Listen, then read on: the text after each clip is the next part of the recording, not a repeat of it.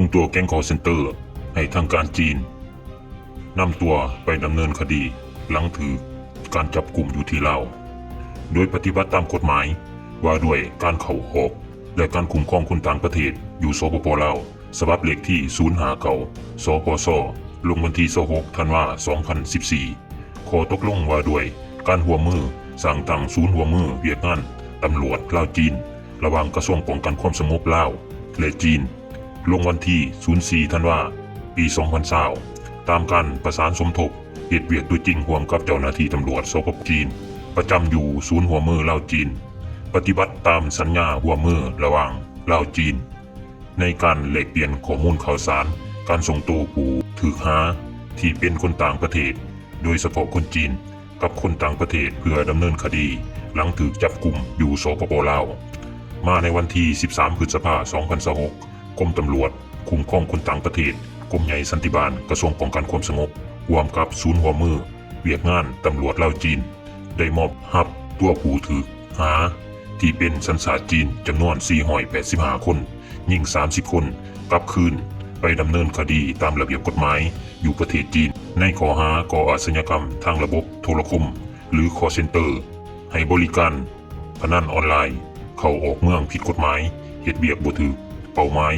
ตามที่กฎหมายกำหนดดำเนินธุรกิจประกอบอาชีพโดยบ่ได้รับอนุญาตและมีเจตนาลี้ซ่อนอยู่สปป.ลาวกลุ่มแก๊งดังกล่าวถูกกักตัวในวันที่6พฤษภาคม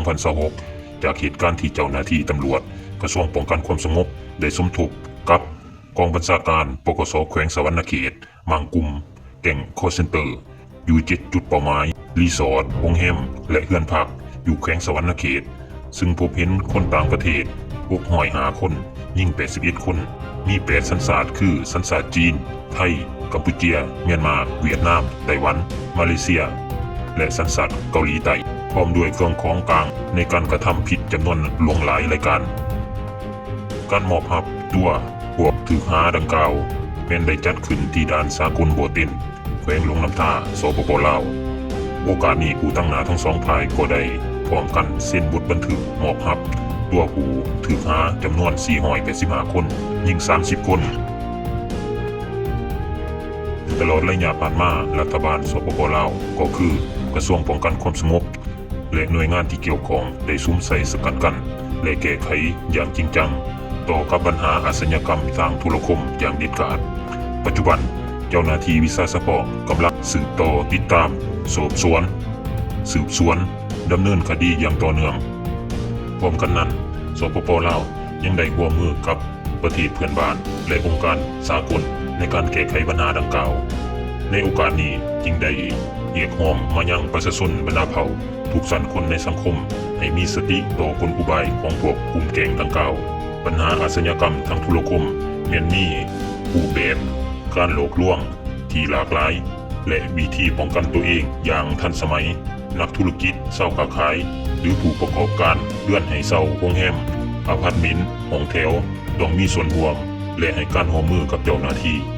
บ่ให้กลุ่มคนบ่ดีมาช่วยใส่สถานที่ของตนเอง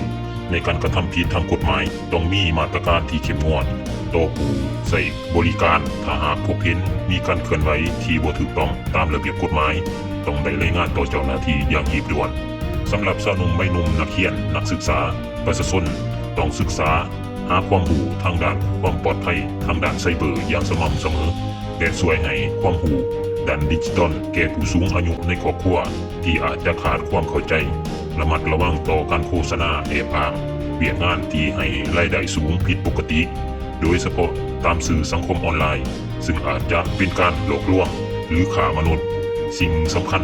ห้ามบ่ให้คนอื่นใส่บัญชีธนาคารของตนเองอย่างเด็ดขาดเพราะอาจจะถูกนำไปใส่ในการฟอกเงินโดยบ่รู้ตัวห้ามส่งข้อมูลส่วนตัวหรือรหัส OTP หรือข้อมูลทางการเงิน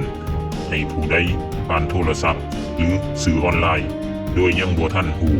และตรวจสอบความน่าเชื่อถืออย่างเด็ดขาดทั้งนี้ก็เพื่อเป็นการปกป้องสิทธิผลประโยชน์และความปลอดภัยของทุกคนในสังคมขอบใจแหล่งข่าวกระทรวงป้องกันความสงบ